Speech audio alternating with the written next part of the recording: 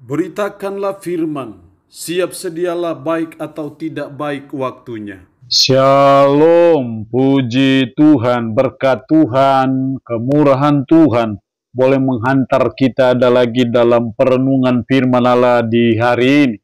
Nah, firman Allah yang akan kita renungkan bersama di hari ini sambil dari Markus pasal 13 ayatnya yang ke-33 sampai dengan ayatnya yang ke-37. Firman-Nya berkata demikian, hati-hatilah dan berjaga-jagalah, sebab kamu tidak tahu bila manakah waktunya tiba. Dan halnya sama seperti seorang yang bepergian yang meninggalkan rumahnya dan menyerahkan tanggung jawab kepada hamba-hambanya, masing-masing dengan tugasnya dan memerintahkan penunggu pintu supaya berjaga-jaga. Karena itu berjaga-jagalah, sebab kamu tidak tahu bila manakah Tuhan rumah itu pulang menjelang malam atau tengah malam atau larut malam atau pagi-pagi buta. Supaya kalau ia tiba-tiba datang, jangan kamu didapatinya sedang tidur. Apa yang kukatakan kepadamu, kukatakan kepada semua orang, berjaga-jagalah. Demikian sabda firman-Nya hari ini yang secara khusus mengajar, menasihati kita, nasihat supaya berjaga-jaga. Sebagai umat, sebagai orang percaya, Tuhan sudah mengingatkan kita. Tuhan sudah menasihati saudara dan saya supaya berjaga-jaga. Dan itu yang Tuhan mau dalam hidup kita sebagai umat, sebagai orang percaya. Berjaga-jaga tidak berarti bahwa kita bersikap pasif, hanya menunggu saja, hanya berdoa-berdoa saja, dan tidak berbuat sesuatu. Tapi dalam konteks berjaga-jaga di sini, kalau saya lihat dalam ayat 34 digambarkan dan halnya sama seperti seorang yang berpergian yang meninggalkan rumahnya dan menyerahkan tanggung jawab kepada hamba-hambanya masing-masing dengan tugasnya. Artinya bahwa berjaga-jaga berarti kita tetap melaksanakan tugas kita, melaksanakan apa yang menjadi tanggung jawab kita sebaik mungkin. Itu maksud kita berjaga-jaga. Jadi tidak bersikap pasif tetapi kita aktif untuk terus menunaikan tugas dan tanggung jawab kita sebaik mungkin, seperfect mungkin. Itu yang Tuhan kehendaki dalam hidup kita.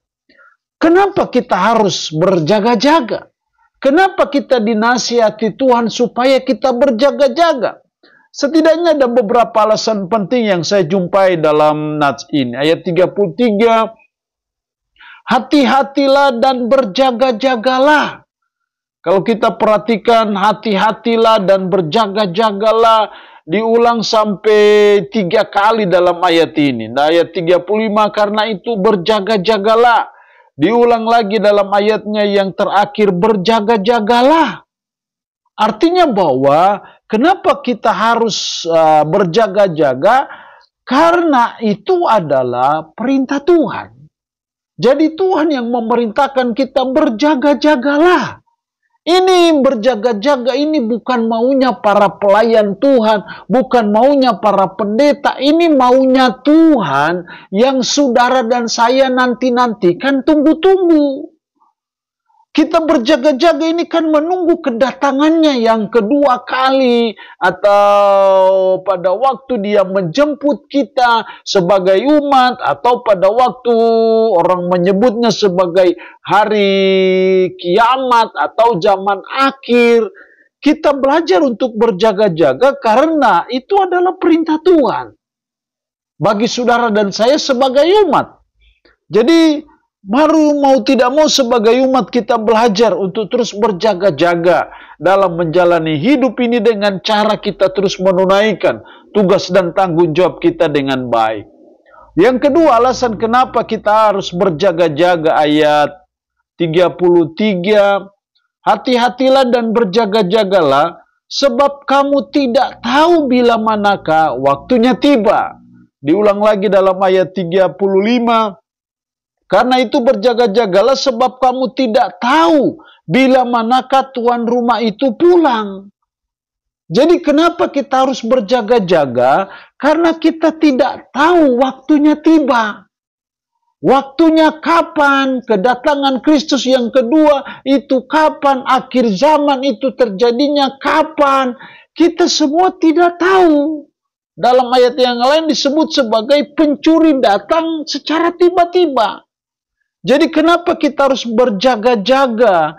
Karena kita tidak tahu kapan dia akan datang. Kapan Kristus akan datang kembali pada kali yang kedua? Kapan peristiwa-peristiwa yang diajarkan oleh Yesus tentang akhir zaman ini akan terjadi? Kita semua tidak tahu. Karena kita tidak tahu, maka kita dinasihati Tuhan supaya kita terus berjaga-jaga. Jadi mari kita berjaga-jaga dengan terus menunaikan apa yang menjadi kewajiban kita, apa yang menjadi tugas kita, yang Tuhan percayakan kepada kita. Kita terus melaksanakannya, karena kita tidak tahu kapan Tuhan kita datang kembali. Yang ketiga, dalam ayatnya yang ke-36, supaya kalau ia tiba-tiba datang, jangan kamu didapatinya sedang tidur. Sedang tidur di sini suatu gambaran sedang tidak berbuat apa-apa, sedang tidak melakukan apa-apa, atau sama dengan artinya bahwa sedang tidak melaksanakan tugas dan tanggung jawab yang dipercayakan kepada kita. Jadi sinilah kita melihat alasan yang ketiga kenapa kita dinasihati supaya kita berjaga-jaga, karena Tuhan tidak mau kalau kita didapatinya tidak berjaga-jaga.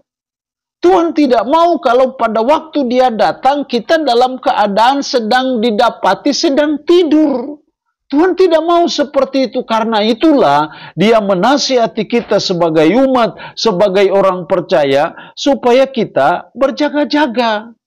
Jadi sangat penting dalam hidup kita sebagai umat, sebagai orang percaya, di akhir zaman ini kita tidak tahu kapan dia akan datang. Karena itu kita terus belajar. Jangan sampai kita sedang didapati sedang tidur, sedang pasif, dan tidak berbuat sesuatu, tidak melakukan sesuatu pada waktu dia datang. Itu berarti bahwa kita tidak waspada, kita tidak berjaga-jaga akan hal itu. Tetapi kalau kita mau berjaga-jaga, itu berarti bahwa kita tidak sedang tidur pada waktu dia datang. Kita sedang beraktivitas, kita sedang menunaikan tugas dan tanggung jawab kita dengan baik mungkin, sebaik mungkin. Dan itulah suatu tindakan kita berjaga-jaga. Allah yang punya firman ini memberkati kita dengan firman-Nya di hari ini. Amin. Mari kita berdoa. Puji syukur untuk firman-Mu hari ini, yang mengajar dan menasihati kami, nasihat supaya berjaga-jaga. Tuhan tolong kami supaya kami senantiasa berjaga-jaga dengan cara kami terus menunaikan tugas tanggung jawab kami masing-masing sebaik mungkin, dengan penuh tanggung jawab, dengan ketaatan dan kesetiaan. Karena itu adalah perintah Tuhan bagi kami.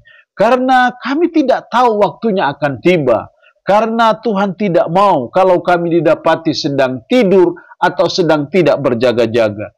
Roh-Mu yang kudus, tanamkanlah, meteraikanlah firman ini dalam hati dan pikiran kami.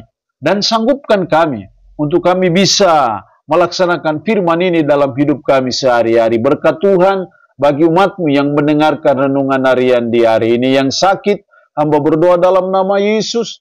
Tuhan lawat, Tuhan jamah, Tuhan sembuhkan dari sakit penyakit yang diderita. Terpuji-pujilah nama-Mu. Dalam nama Tuhan Yesus Kristus kami berdoa. Amin. Shalom. Tuhan Yesus memberkati kita dengan firman-Nya di hari ini.